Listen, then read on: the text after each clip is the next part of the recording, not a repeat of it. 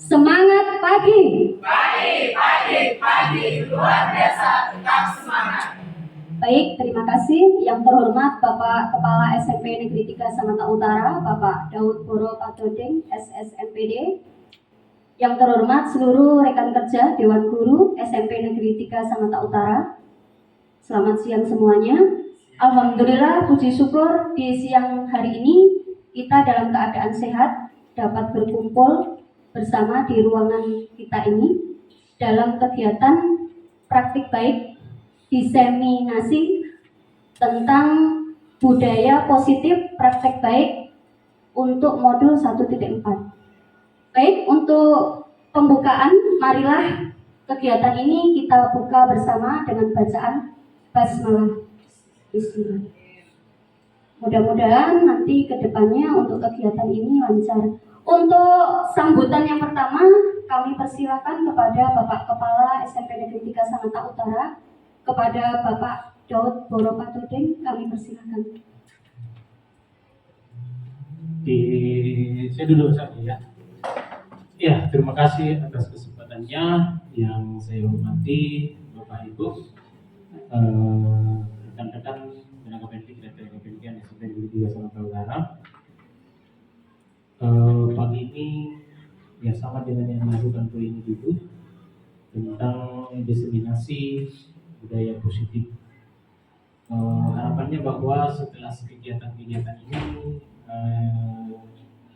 itu ada tindak lanjutnya bagi siswa kita, terutama di SMP Negeri 3. Jadi jangan sampai hanya sampai setelah diseminasi sampai di situ.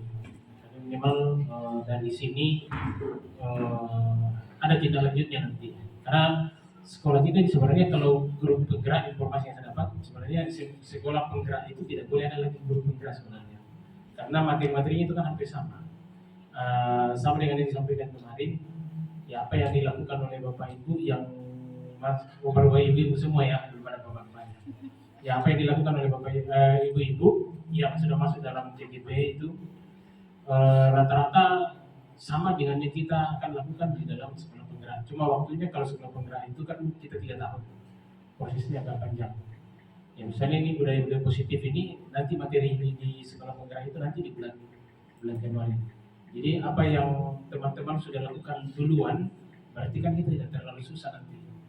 Nah, seperti pembelajaran berdiferensiasi kan di guru penggerak juga ada. Terus nanti ini bulan bulan November kita itu ada perencanaan berbasis data dalam pengusulan rencana kerja tahunan dan rencana kerja anggaran sekolah itu untuk 2024.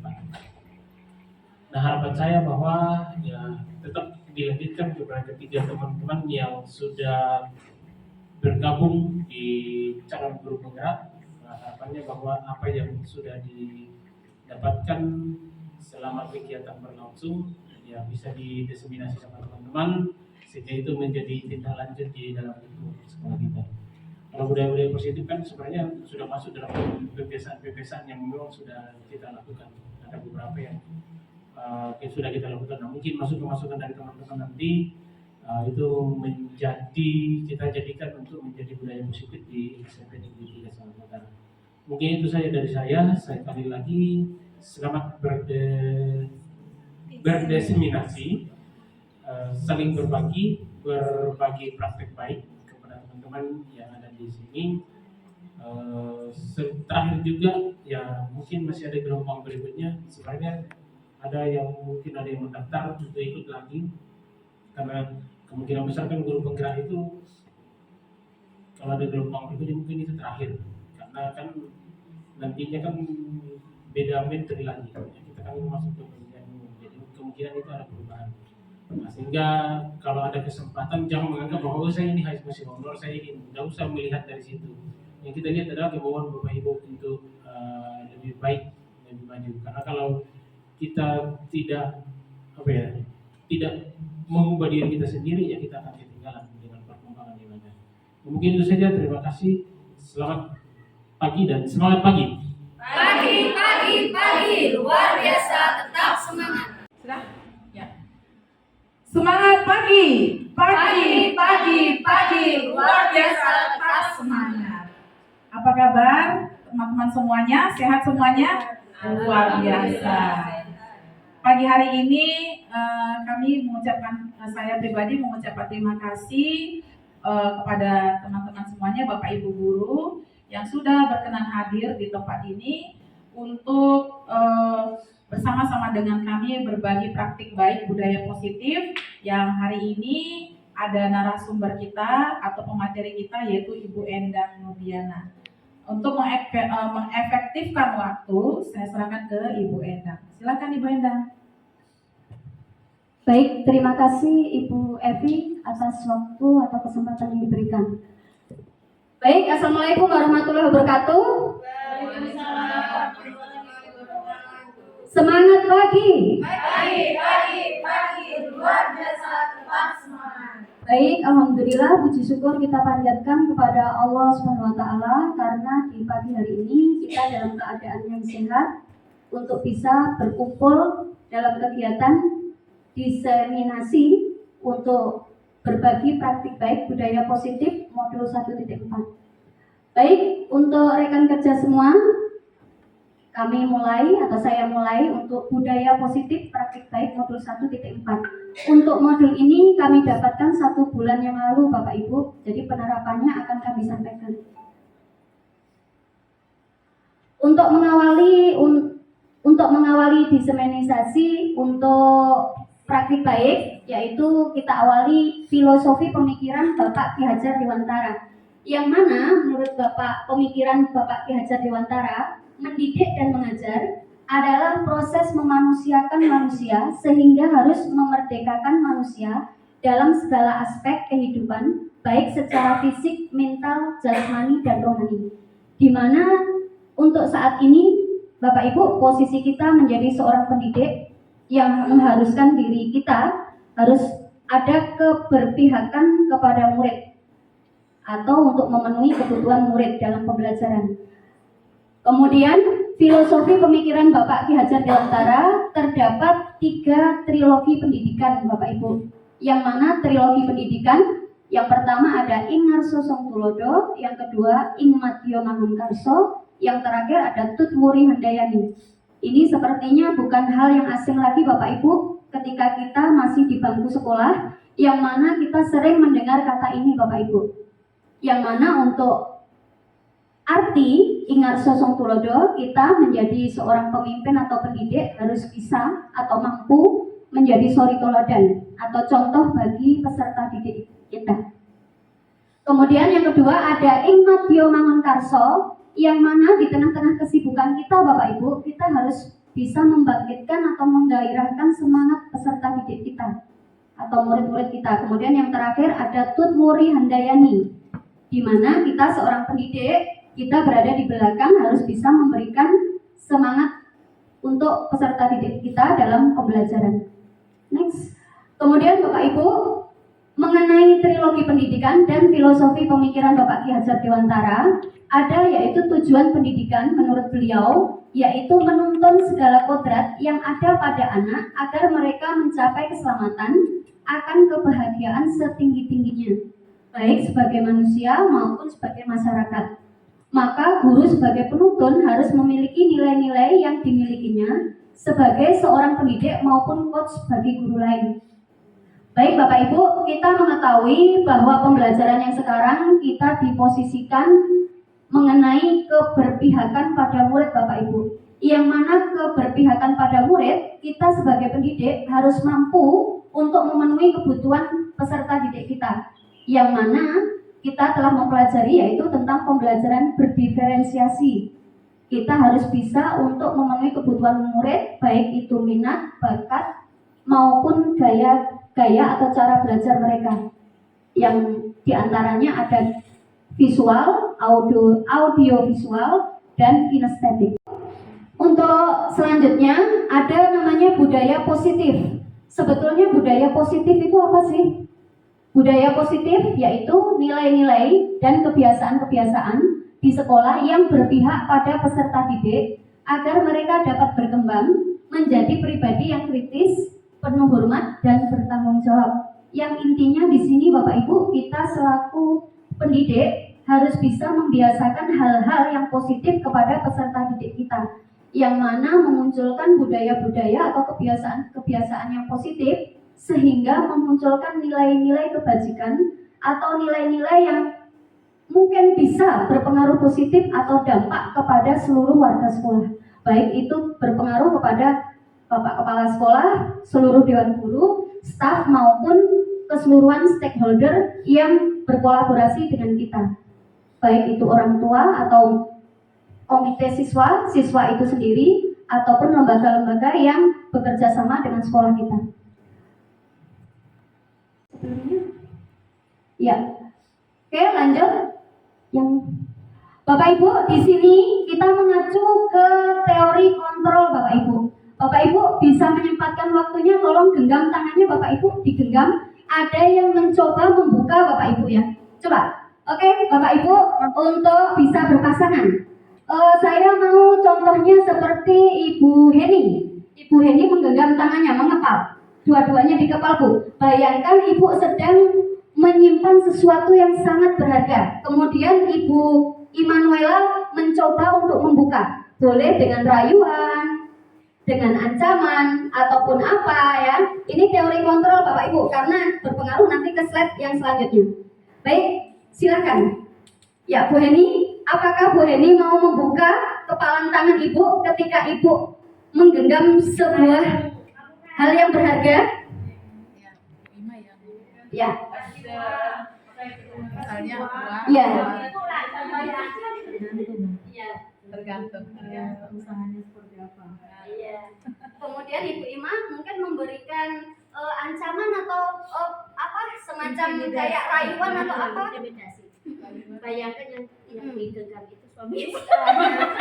Menggenggam suami ibu. Cincin suami ibu mau dipinjam. Ayo silakan. Ayo kamu ayo Bu.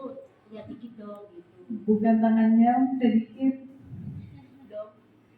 Kasihkan kue satuan. Ini uang loh. Nanti tak kasih nah. Ya bagaimana reaksinya Bu Heni? Apakah Bu Heni mau membuka kepalan tangan Ibu, membuka sesuatu hal yang berharga yang menurut Ibu kepada Ibu Ima atau tidak? Tidak. Oke. Alasannya apa Bu Heni? Alasannya karena ini yang saya genggam ini kan itu sangat berharga bagi saya, jadi tidak bisa saya lepaskan untuk orang lain. Baik, tepuk tangan Bapak Ibu. Baik, kita mengacu ke teori kontrol Bapak Ibu ya, bahwa ternyata ada sebuah imajinasi atau mungkin seperti kayak praktek ya, di mana menggenggam sesuatu yang sangat berharga itu bisa juga berharga dari seseorang itu sendiri maupun tidak. Bisa juga dengan rayuan ataupun dengan ancaman. Antara membuka dengan tidak, itu diri kita yang bisa mengontrol diri kita sendiri. Oke, lanjut Bu Desti. Kemudian Bapak Ibu, mengenai hasil dari kasus membuka dan menggenggam tangan, kita sendiri yang memegang kontrol atas kepalan tangan kita. Apakah kita membuka ataupun menutup kepalan tangan itu bergantung pada diri kita masing-masing sesuai dengan kebutuhan dasar kita saat ini. Jadi apakah hal yang berharga itu bisa kita lepaskan kepada seseorang yang meminta kita ataupun tidak, itu kontrol diri kita yang bisa untuk menjawabnya, atau yang bisa mengontrol diri kita adalah diri kita sendiri. Oke, Bapak Ibu, kita sebagai pendidik, kita disudutkan kepada perubahan paradigma teori kontrol Bapak Ibu, yaitu yang pertama, ilusi guru mengontrol murid, yang mana kadang murid itu kadang ada yang baik, ada yang terkadang kala menguras emosi kita. Kemudian yang kedua, ilusi bahwa kritik dan membuat orang merasa bersalah dapat menguatkan karakter. Jadi sebagai pendidik, kita harus menerima kritikan-kritikan agar kritikan atau masukan saran itu bisa membangun karakter kita yang kuat Bapak Ibu. Lebih bagus kita menjadi seorang pendidik itu mempunyai jati diri atau karakter yang unik, yang tidak semuanya sama dengan yang lain, harus mempunyai karakteristik. Kemudian yang ketiga Bapak Ibu, ilusi bahwa penguatan positif efektif dan bermanfaat. Jadi Bapak Ibu, kita sebagai pendidik harus bisa memberikan motivasi atau dorongan atau semangat yang positif kepada peserta didik kita. Yang terakhir, ilusi bahwa orang dewasa memiliki hak untuk membuka. Jadi intinya di sini tadi ada dua orang, ada Ibu Heni yang mengepalkan tangan, ada Ibu Immanuela yang mencoba untuk membuka. Intinya kontrol diri terletak pada diri kita masing-masing. Lanjut. Bapak Ibu, budaya positif yang selanjutnya ada disiplin. Disiplin adalah kemampuan memerintah diri sendiri dalam mengontrol dan menguasai diri untuk memilih tindakan yang mengacu pada nilai-nilai yang kita hargai dengan penuh tanggung jawab tanpa terperintah orang lain. Jadi intinya sama seperti teori kontrol tadi Bapak Ibu. Untuk membangun kedisiplinan atau disiplin itu yang pertama muncul dalam diri kita sendiri, yaitu niat tanpa ada sanjungan, ujian, ataupun perhatian dari atasan, ataupun pimpinan, ataupun orang yang lebih tinggi jabatannya dari kita. Jadi kita tidak bisa mengontrol orang lain, hanya kita yang bisa mengontrol diri kita. Oke, lanjut. Baik Bapak Ibu, untuk nilai-nilai yang kita hargai atau nilai-nilai kebajikan, di sini Bapak Ibu kita sudah menerapkan seperti kegiatan P5 yang mana profil pelajar Pancasila itu sudah tercantum di dalamnya. Oke, maksud dari nilai-nilai yang kita hargai adalah nilai-nilai kebajikan yang sifat-sifat positif manusia yang merupakan tujuan mulia yang ingin dicapai setiap individu. Nilai-nilai kebajikan yang ingin dicapai oleh setiap anak Indonesia kita kenal dengan profil pelajar Pancasila. Bapak Ibu mengingatkan bahwa nilai-nilai kebajikan dalam profil pelajar Pancasila diantaranya yang pertama ada beriman dan bertakwa kepada Tuhan Yang Maha Esa. Kemudian yang kedua ada jiwa mandiri Bapak Ibu. Kemudian yang ketiga bernalar kritis. Yang keempat berkebinekaan global. Yang kelima gotong royong. Dan yang terakhir kreatif. Yang mana itu sudah kita betul-betul terapkan kepada peserta didik kita Bapak Ibu. Dalam kenyataannya alhamdulillah untuk P5 baik kelas 7, 8, dan 9 sudah terlaksana dengan baik. Tepuk tangan dong Bapak Ibu. Baik, kita kembali ke posisi kontrol guru Bapak Ibu. Kita sebagai pendidik, munculkan bahwa posisi kontrol sebagai seorang guru ada 5 Bapak Ibu. Ini mungkin sebuah ilmu atau pengetahuan yang baru bagi kita, bahwa sebetulnya sudah kita sadari Bapak Ibu, kita menerapkan kelima-limanya. Tapi mungkin di pagi hari ini saya akan menginfokan bahwa 5 posisi kontrol guru, yaitu yang pertama penghukum, yang kedua pembuat rasa bersalah, yang ketiga bisa berlaku kontrol sebagai teman, yang keempat sebagai pemantau, dan yang terakhir sebagai manajer. Oke, slide selanjutnya. Lanjut, Bu. Oke, baik Bapak Ibu, kita sebetulnya sudah menerapkan 5 posisi kontrol di dalam tempat tugas kita atau di sekolah kita kepada peserta didik kita. Ini ada beberapa pernyataan-pernyataan yang mungkin Bapak Ibu akan berpikir, oh ternyata saya sudah melakukannya. Berada di posisi kontrol yang manakah Bapak Ibu setiap hari? Ataukah mungkin ketika menjalankan tugas itu menjadi posisi kontrol yang seperti apa? Contohnya Bapak Ibu, membuat orang merasa bersalah. Kadang Bapak Ibu disudutkan pada anak-anak yang nakal atau bandel dengan sendirinya, tidak taat aturan. Oh, saya kecewa ya, saya kecewa sekali dengan kamu. Pernahkah Bapak Ibu mengatakan seperti itu? Pernah. Baik. Kemudian sebagai penghukum, kamu tidak pernah benar melakukannya. Ini biasanya kita ketemu dengan siswa-siswi atau murid kita yang mungkin menjengkelkan. Asal menjawab soal ataupun tidak pernah mengerjakan PR ya. Kamu tidak pernah benar-benar melakukannya. Kemudian posisi teman. Ayolah lakukan demi Bapak Ibu. Kadang-kadang kita sebagai pendidik Bapak Ibu menyamakan peserta didik kita sebagai anak kita sendiri. Kadang-kadang ada rasa jiwa sosial yang muncul, nak kok kamu sering begitu, ayolah, bantulah, tolonglah. Kamu maunya seperti apa? Tolonglah. Nah, seperti itu. Itu sebagai posisi kontrol teman. Kemudian pemantau. Pemantau di sini salah satu pernyataan di situ, apakah kamu mau mendapatkan stiker bintang hari ini? Ini mungkin seperti lembaga di TK, Bapak Ibu ya. Kadang-kala pemantau, kok kamu lagi sih nak? Kemarin sudah nggak mengerjakan PR. Jadi kita posisi sebagai pengobservasi atau pemantau. Kemudian manajer, Bapak Ibu, pernyataannya salah satunya, bagaimana kamu bisa menyelesaikan masalah ini? Kemudian untuk penghukum, sama Bapak Ibu ya, kamu selalu yang paling benar, yang paling terakhir. Jadi kita menghukum kadang-kala tanpa kita sadari, kita itu marah-marah dengan sendirinya kepada peserta didik kita. Oke, lanjut. Bapak Ibu, di antara kelima posisi kontrol, mungkin tercetus pertanyaan dari Bapak Ibu, posisi manakah yang paling bagus? Posisi yang paling bagus untuk kita sebagai pendidik adalah sebagai manajer Bapak Ibu, yang mana kita mengetahui karakteristik peserta didik kita dan bisa untuk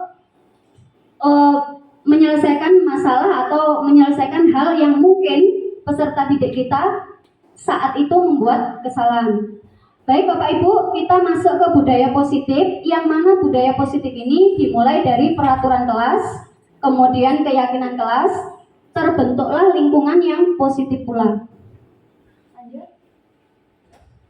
Baik Bapak Ibu, kita masuk ke refleksi, yang mana hal terpenting untuk menciptakan budaya positif adalah kolaborasi atau kerjasama yang baik dari semua warga sekolah maupun stakeholder yang ada di kelas maupun sekolah, serta sarana prasarana sekolah yang mendukung. Kerjasama atau kolaborasi warga sekolah dalam mewujudkan nilai-nilai kebajikan diperlukan agar dapat membangun budaya positif sekolah. Sarana prasarana sekolah sangat menunjang untuk mewujudkan sekolah yang nyaman, aman, dan mendukung proses pembelajaran yang menyenangkan. Intinya di sini Bapak Ibu, kita harus bisa berkolaborasi atau bekerja sama kepada semua pihak, baik itu warga sekolah maupun pengampu kepentingan ataupun lembaga-lembaga yang bekerja sama dengan sekolah kita. Oke, baik Bapak Ibu, untuk refleksi budaya positif yang sudah diterapkan di SMP 3, contoh diantaranya ada beberapa Bapak Ibu. Yang pertama, seluruh siswa melaksanakan tata tertib sekolah. Yang kedua, cinta kebersihan lingkungan. Yang ketiga, religius atau bertakwa kepada Tuhan Yang Maha Esa. Yang keempat, gerakan literasi setiap hari Senin. Yang kelima, kegiatan ekstrakurikuler. Yang keenam, gerakan minum air putih bersama. Dan yang terakhir, menerapkan budaya 5S, senyum, sapa, salam, dan santun. Nanti jika Bapak Ibu ada yang ingin menambahkan, dipersilahkan. Di sini ada contoh-contoh untuk foto-foto atau pelaksanaan kegiatannya Bapak Ibu. Yang pertama, budaya positif, melaksanakan tata tertib sekolah, salah satunya dengan menjalankan upacara di hari Senin atau setiap hari Senin. Oke, lanjut. Kemudian ada yaitu tentang kepedulian lingkungan, cinta kebersihan lingkungan. Kita wujudkan dengan program kegiatan Adiwiyata, yang mana seluruh warga SMP Negeri 3 sama-sama untuk peduli terhadap lingkungan sekolah SMP Negeri 3. Lanjut. Kemudian religius atau bertakwa kepada Tuhan Yang Maha Esa, penerapannya sebetulnya tanpa kita sadari Bapak Ibu, sebelum ataupun mengakhiri pembelajaran itu ada yang namanya berdoa ya. Kemudian untuk penerapannya ada sholat zuhur berjamaah. Kemudian yang terakhir, menerapkan budaya 5S, yang mana setiap hari sudah dibentuk daftar piket guru yang di depan gerbang untuk memberikan senyum, sapa, salam, dan santun.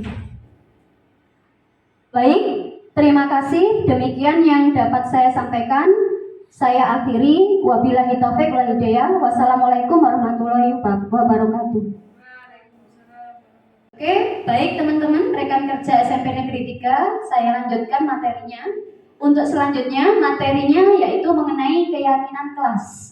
tentunya kita sebagai pendidik sudah pernah melakukan keyakinan kelas, yang mana sebelum keyakinan kelas kita mengadakan namanya kesepakatan kelas kepada peserta didik kita. Jadi mendiskusikan peraturan seperti apa, kemudian ada penyederhanaan kalimat dari peraturan-peraturan yang ingin kita cantumkan, yaitu namanya keyakinan kelas. Keyakinan kelas bagian dari budaya positif yang berisi nilai-nilai kebajikan yang bersifat universal, menciptakan lingkungan belajar yang mendukung, aman, dan inklusif. Keyakinan kelas memiliki dampak yang luas dari pengembangan kecerdasan emosional dan motivasi belajar, hingga peningkatan percaya diri dan kemampuan untuk mengatasi rasa takut akan kegagalan. Jadi di sini Bapak Ibu, untuk keyakinan kelas di mana peran kita sebagai peserta didik harus bisa, terutama ini sebagai pendidik wali kelas ya Bapak Ibu ya, kita kan mempunyai peserta didik di dalam satu kelas yang mana kita diskusikan aturan-aturan di dalam kelas seperti apa, sehingga penyederhanaan kalimat itu mempunyai makna keyakinan kelas yang disepakati atau atas kesepakatan bersama. Oke, lanjut. Mengapa tidak peraturan saja? Mengapa keyakinan kelas? Bapak Ibu, saya tadi mengatakan ada kata peraturan, kemudian ada dijadikan namanya keyakinan kelas. Mengapa tidak peraturan saja? Yang mana Bapak Ibu, kalau peraturan itu masih terikat adanya hukuman dan adanya konsekuensi ataupun hal-hal yang mungkin menitik beratkan ke siswa akan rasa takut. Tetapi kalau keyakinan kelas itu atas kesepakatan bersama. Mengapa tidak peraturan saja? Mengapa harus keyakinan kelas? Karena untuk mendukung motivasi intrinsik, kembali ke nilai-nilai keyakinan kelas, menggerakkan seseorang dibanding mengikuti serangkaian peraturan-peraturan. Oke, lanjut. Baik Bapak Ibu, di sini ada teori motivasi perilaku manusia. Teori motivasi di sini ada 3 Bapak Ibu, yaitu ada motivasi yang namanya internal, ada juga namanya motivasi eksternal, ada juga motivasi internal yaitu dalam pembentukan tujuan disiplin positif. Yang pertama, motivasi internal untuk menghindari ketidaknyamanan atau hukuman apa yang terjadi apabila saya tidak melakukannya. Yang kedua, motivasi eksternal yaitu untuk mendapatkan imbalan dari orang lain atau institusi. Contohnya apa yang saya dapatkan apabila saya melakukannya. Kemudian yang terakhir yaitu motivasi internal yang bertujuan untuk disiplin positif, yaitu untuk menghargai diri sendiri. Contohnya, saya akan menjadi orang yang seperti apa bila saya melakukannya. Jadi seperti itu Bapak Ibu ya. Lanjut. Di sini ada kebutuhan dasar manusia Bapak Ibu. Kebutuhan dasar manusia menurut Gosen terbagi menjadi 5. Yang pertama, kebutuhan akan kasih sayang dan rasa diterima. Kemudian ada penguasaan, ada kesenangan, ada kebebasan, dan juga ada bertahan hidup atau survive. Yang mana kebutuhan akan kasih sayang dan rasa diterima itu sama seperti love, bagaimana manusia itu bisa mendapatkan kasih sayang atau diterima di dalam lingkungan sosialnya. Kemudian manusia juga ada kesenangan Bapak Ibu, yang mana manusia itu juga butuh hiburan. Kemudian untuk kebebasan manusia, di mana di sini kebebasan itu menuntut manusia lebih untuk merdeka. Kemudian untuk penguasaan atau power, di mana manusia mempunyai kekuatan atau penguasaan ya Bapak Ibu ya. Kemudian yang terakhir bertahan hidup atau survive, yang mana manusia itu butuh untuk berkembang atau butuh untuk hidup dan berkembang biak, butuh untuk hidup melanjutkan kehidupannya. Oke, lanjut. Di sini ada slide selanjutnya yaitu hukuman dan penghargaan. Dalam proses pembelajaran, hukuman dan penghargaan dua aspek yang perlu diperhatikan karena mempunyai dampak yang besar pada motivasi dan perilaku siswa dalam belajar. Penghargaan adalah bentuk pengakuan atas pencapaian siswa dalam belajar. Penghargaan dapat dalam bentuk pujian, hadiah, atau bentuk lain dalam bentuk prestasi siswa. Jadi seperti pujian ataupun give applause, tepuk tangan itu merupakan sebuah penghargaan. Kemudian hukuman adalah konsekuensi perilaku siswa yang tidak sesuai dengan aturan dan norma.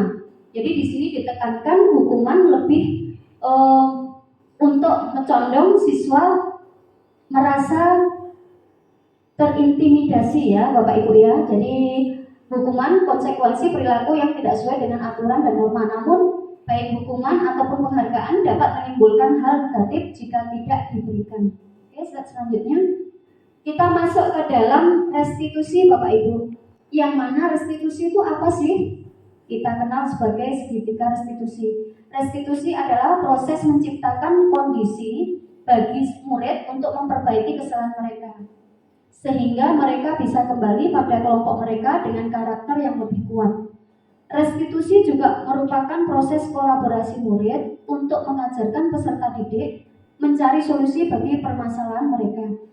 Jadi Bapak Ibu, di sini setiap hari kita sebagai pendidik pasti menemui sebuah permasalahan, yang mana permasalahan itu ditimbulkan oleh peserta didik kita atau murid kita. Tinggal bagaimana kita menyikapi atau menanggapi apa yang mereka berikan atau apa yang mereka munculkan di hadapan kita. Bapak Ibu, kita seharusnya lebih bijak untuk menyikapi hal-hal yang seperti itu. Di sini restitusi ada namanya segitiga restitusi Bapak Ibu yang bisa membantu kita untuk menyelesaikan masalah-masalah yang ditimbulkan peserta didik kita. Di sini nanti tidak langsung kita menjudge murid kita salah, atau misalkan seperti kita langsung memberikan hukuman atau membuat mereka rasa bersalah dan lain sebagainya. Baik Bapak Ibu, untuk ciri-ciri restitusi ada 9 ciri-ciri restitusi ya Bapak Ibu, sebelum saya jelaskan mengenai segitiga restitusi selanjutnya. Yang pertama, ciri-ciri restitusi adalah bukan untuk menebus kesalahan, namun belajar dari kesalahan. Jadi siswa tidak boleh Bapak Ibu langsung kita judge kamu salah nak dan lain sebagainya. Tetapi kita lebih mengarahkan ke siswa untuk lebih paham bahwa tindakanmu itu jangan sampai terulang lagi, atau tindakanmu jangan sampai terulang di kemudian hari lagi.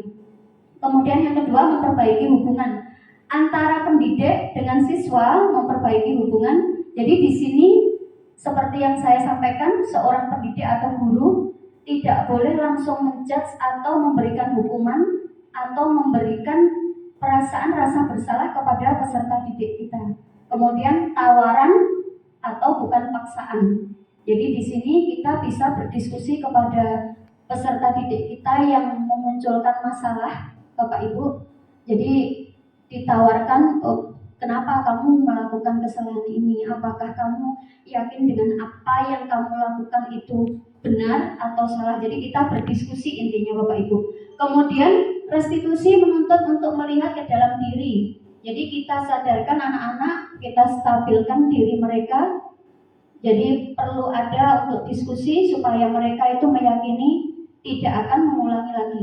Kemudian mencari kebutuhan dasar yang mendasari tindakan. Kemudian fokus pada karakter bukan tindakan. Kita Bapak Ibu sebagai pendidik atau guru, kita harus juga memahami sifat atau karakter peserta didik kita. Jangan sampai sebagai pendidik atau guru kita tidak memahami karakter atau sifat peserta didik kita yang melakukan kesalahan tersebut. Kemudian restitusi cara yang paling baik. Jadi antara guru, pendidik dengan siswa atau murid peserta didik supaya terjadi komunikasi yang baik dan supaya siswa merasa diperhatikan, tidak langsung diberikan sebuah hukuman ataupun misalkan sebuah rasa penolakan atau rasa hinaan dan lain sebagainya. Kita lanjut. Bapak Ibu, di sini ada gambar ataupun simbol dari segitiga restitusi. Ya, restitusi fokus pada solusi. Restitusi mengembalikan peserta didik pada kelompoknya. Bapak Ibu, apabila kita dihadapkan kepada murid kita yang melakukan kesalahan, yang pertama kita lakukan kita harus mengikuti langkah-langkah restitusi Bapak Ibu. Yang pertama yaitu menstabilkan identitas. Yang mana kita panggil anak tersebut, kita ajak bicara baik-baik, kemudian kita tanya, apa yang kamu lakukan nak? Kemudian kita memberikan sebuah keadaan yang bisa menenangkan diri mereka supaya tidak merasa terintimidasi. Kemudian yang kedua, validasi tindakan yang salah, di mana kita sebagai pendidik Bapak Ibu perlu menanyakan, kamu telah melakukan apa nak? Apa yang kamu lakukan itu betul atau salah? Kemudian yang terakhir, menanyakan keyakinan, apakah yang dilakukannya betul atau salah? Kemudian siswa tersebut akan memberikan pendapat bahwa dia telah melakukan kesalahan dan tidak akan melakukan kesalahan tersebut.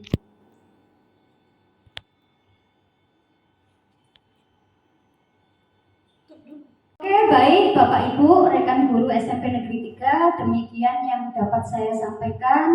Terima kasih atas perhatiannya. Mohon maaf lahir batin apabila saya salah berucap ataupun mungkin kurang berkenan di hati Bapak Ibu. Mohon saran ataupun mungkin ada pertanyaan yang mungkin ditujukan kepada saya. Insya Allah saya berusaha untuk bisa menjawab. Jadi terima kasih. Demikian pemaparan dari saya. Saya akhiri. Wabillahi taufik wal hidayah. Wassalamualaikum warahmatullahi wabarakatuh. Sebelumnya terima kasih sudah diberikan kesempatan untuk bertanya. Saya ingin bertanya tentang budaya positif, Bu. Terkadang kan budaya positif yang terkadang diterapkan di sekolah itu kayak seakan-akan hanya sebagai rutinitas saja, dan terkadang bahkan tidak membentuk karakter dari peserta didik itu sendiri. Padahal kita berpikir bahwa diterapkannya budaya positif itu bagaimana kita membentuk suatu karakter dari peserta didik itu sendiri, Bu. Apa upaya, Bu, yang harus kita lakukan untuk mengatasi masalah yang ada ini? Itu yang pertama. Yang kedua mengenai restitusi. Bu, bagaimana jika seorang peserta didik itu kita sudah restitusi nih, Bu, tapi kan karakter dari peserta didik itu berbagai macam, khususnya karakter yang sifatnya berdendam.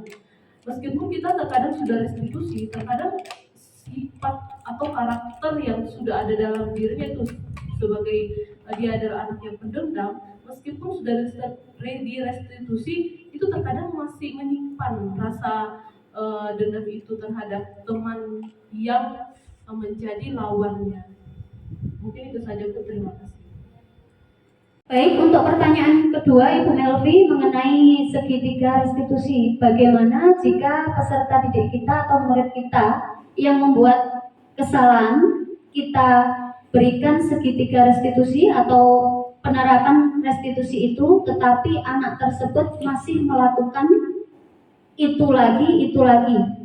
Baik, yang pertama kita harus mengetahui karakter peserta didik kita ya Ibu Melvi. Jadi kita harus mengetahui sifat karakternya seperti apa. Yang mana kita wajib untuk melakukan langkah-langkah segitiga restitusi. Yang pertama, jika peserta didik kita melakukan kesalahan, yang pertama kita lakukan yaitu menstabilkan identitas. Kita tidak boleh langsung menjudge, oh kamu salah, oh kamu begini, atau posisi kita sebagai penghukum atau pemberi rasa bersalah. Kemudian yang mana anak itu merasa kita perhatikan, merasa kita berikan pengayoman atau rasa nyaman dulu. Kemudian ya langkah yang kedua, validasi tindakan yang salah. Menanyakan kepada anak tersebut, apa yang kamu lakukan, apakah kamu melakukan seperti itu, apa reaksi kamu, dan bagaimana perasaanmu. Jadi kita tanya anak kita atau peserta didik kita dalam artian memvalidasi tindakan yang salah ini, tanggapan dia seperti apa. Kemudian yang terakhir, menanyakan keyakinan. Menanyakan keyakinan, ini kita memberikan ruang waktu bagi peserta didik kita untuk dia bisa berpikir, bisa merenung apakah yang dilakukannya itu salah atau betul. Jadi intinya yang pertama kita buat menstabilkan identitas, kita buat nyaman dulu anak ini, tidak boleh langsung menjudge. Yang kedua, memvalidasi tindakan dia yang salah. Kemudian yang terakhir, menanyakan keyakinan. Tentunya untuk karakter yang di awal kita harus tahu, itu pasti tentunya kita mengetahui karakternya. Apabila anak ini seorang yang pendendam, seorang yang terus-terusan melakukan kesalahan itu terus. Jadi kita harus bisa untuk melakukan pendekatan persuasif, di mana pendekatan persuasif itu bisa terjadi komunikasi yang dekat antara kita sebagai pendidik dan yang bersangkutan atau peserta didik kita yang melakukan kesalahan. Jadi tentu segitiga restitusi kita utamakan, tetapi apabila karakter yang mungkin tidak sesuai dengan harapan kita, tindakan pendekatan persuasif itu perlu kita lakukan supaya rasa kedekatan ataupun tidak ada jarak di antara seorang guru dan murid atau peserta didik itu muncul. Jadi seakan-akan kita bisa menjadi temannya. Kenapa sih kamu melakukan seperti ini? Apa yang kamu inginkan? Kemudian memunculkan rasa semangat motivasi untuk bisa berubah. Jadi jangan sampai terkesan kita itu jengkel atau membenci dia. Karena namanya anak jika mempunyai sifat pendendam atau tidak suka Bapak Ibu, jadi intinya kita harus ada pendekatan persuasif itu supaya bisa mengubah pola pikirnya. Oh ternyata guruku menyayangiku, oh ternyata guruku memperhatikanku. Baik, demikian yang bisa saya sampaikan. Terima kasih atas pertanyaannya Ibu Melvi. Saya kira cukup. Terima kasih. Wassalamualaikum warahmatullahi wabarakatuh.